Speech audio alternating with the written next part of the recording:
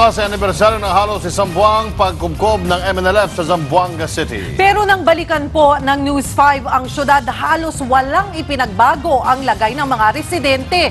Mula sa Zamboanga City, nasa gitna ng aksyon si Erwin Tulfo. Ganito ang naging eksena sa Zamboanga City sa loob ng halos isang buwan. Kasunod yan ang pagkubkob ng Moro National Liberation Front sa siyudad. 18 sundalo, 5 pulis at 100 ng sibilyan ang namatay. Mahigit 200 naman ang nalaga sa panig ng mga rebelde. Sa bisperas ng anibersaryo ng bakbakan, parang walang pinagbago ang lugar.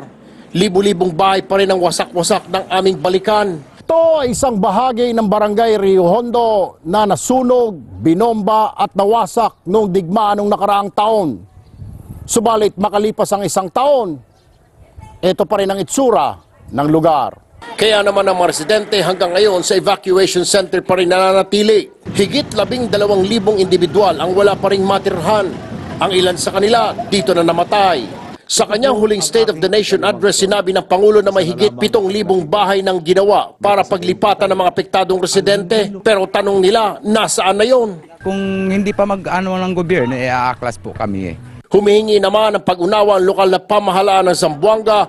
Hanggang ngayon kasi, hindi pa rin nila hawak ang 3,2 bilyong pisong pondo mula sa national government. The backlog and the delay really has to do with the documentation. They were able to purchase some properties, but there are taxes that have to be paid.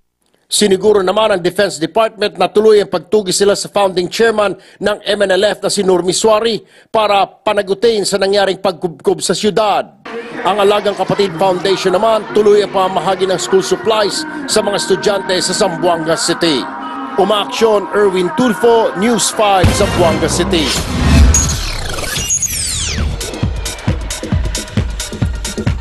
Ipinagbubuntis na po ni Duchess of Cambridge Kate ang ikalawa nilang anak ni Prince William.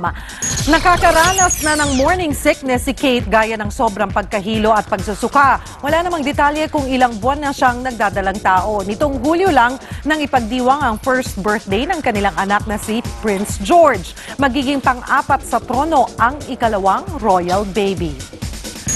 Samantala, kinumpirma na po ni Pangulong Aquino na 2 kasalan ang kanyang dadaluhan. Una na po riyan ang wedding ni Ding Dong Dantes at Marian Rivera sa Disyembre. Kasunod yan ang kasal ni Senador Cheese Escudero at Heart Evangelista sa susunod na taon.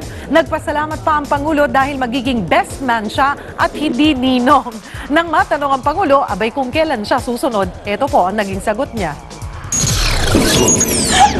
Sooner tomorrow than yesterday.